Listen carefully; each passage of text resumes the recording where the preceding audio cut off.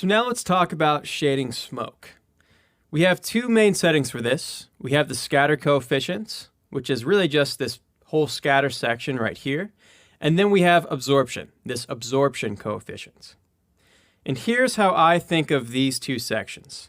The scatter section, that scatter coefficient, that's talking about how much light is allowed to be scattered around the volume. So how much light is allowed to scatter around, and then the absorption describes how transparent or not transparent the volume is. I think the documentation has a pretty good diagram of this. So if we go here, this is probably a very good visual of these settings. The scatter coefficient is actually these bottom two rabbits here. So again, how much light is allowed to bounce around. As we turn that up, as you can see, light is now bouncing around more. The smoke is now more illuminated. So we end up with something like that. Now, the absorption coefficient can be easily seen with these top three rabbits. And as we turn that up, the absorption coefficient basically causes the smoke to become less transparent. So with this fire pit, let's take a look at a bit of reference, check out what the smoke is doing, and based off of that, we'll adjust these settings. Okay, so let's take a look at this reference and talk about the smoke. The smoke here is fairly transparent. It's not black and sooty like you might think. And also it has a bit of this violet, light blue color to it. You can really see that towards the bottom right if you look over here. And so it's not a pure white smoke, and it's not a dark black sooty smoke. It's just this wispy, pretty transparent smoke that's going on, and it's a bit more subtle than anything else. Now, depending on the reference that you look at, this can change pretty drastically. So, depending on the wood that's burning, depending on how dry that wood might be as it's burning, there's all kinds of different things that can actually change the color, the behavior of the smoke. And so when you're looking at reference, try to be as specific as you can. And in this case, we'll just take some general ideas of what's going on here and apply it to our fire pit. And what I'd like to do to start this off is I like to go create a volume slice of the density field and figure out the general range that our density values are existing in. So on this volume slice, let's go to the source group, say density, right there. Now we have a heat map of these different values.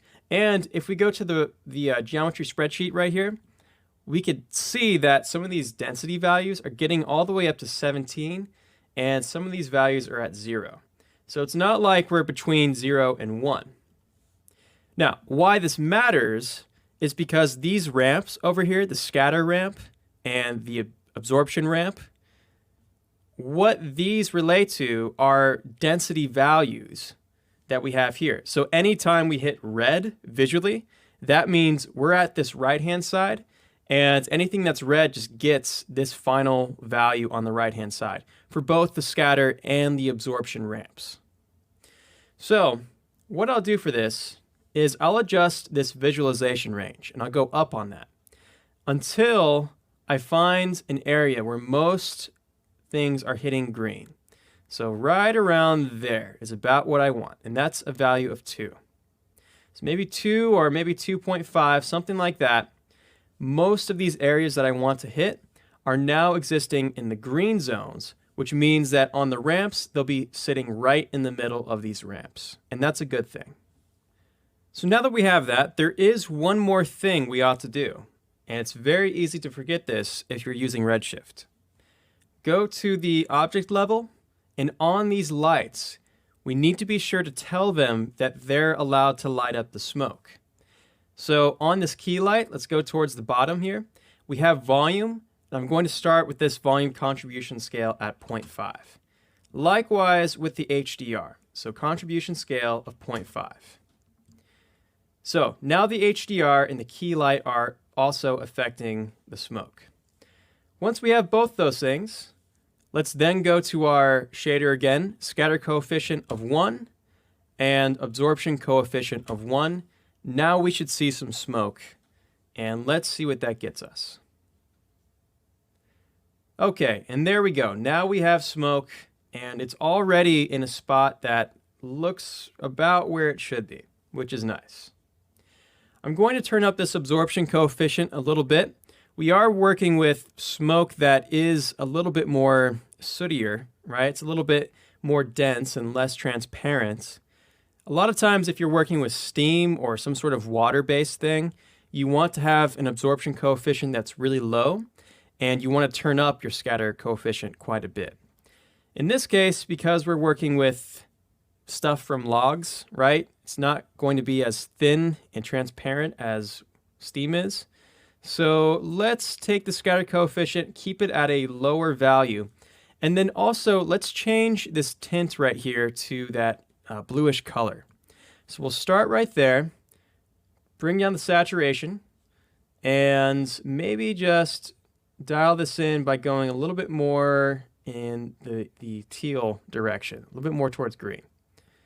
So we end up with something right about there. And this is just about what I saw in the reference. Once we have this, if we go to the Advanced tab, we can now control how much smoke we want in general by changing this new max. So if you turn this up, we get more smoke just in general. If we bring this down, we get the opposite. So I'm thinking maybe this smoke at around 0.5 seems to be pretty good. So now that we have something that looks like the reference, feel free to diverge from that reference. If you want to see something happen that looks really good or that makes sense for the project, feel free to just give it a shot and see what happens. For instance, maybe you like the look of this smoke a little bit better if the absorption is up to 20, just way up there. And then what we can do is maybe take the scatter coefficient at 5, and now we end up with something like this. We turn down the new max to like 0.1. We have a generally thicker smoke. It's more noticeable right around here. See how that's darkening the flame right there? So maybe you like something like that. Go ahead and play around with these parameters and see what combination works best for your project. Also, on these lights, if you take the contribution scale really, really low, like 0.001, and we basically take these settings up, so we'll go maybe 10, and we'll also just add in more smoke, so we'll say the new max is 10 as well. What you'll start to notice is that the flames eventually account for more of the illumination of the smoke rather than the lights over here. So let's say we have something like this. You can kind of see it's, the lights coming from the center here.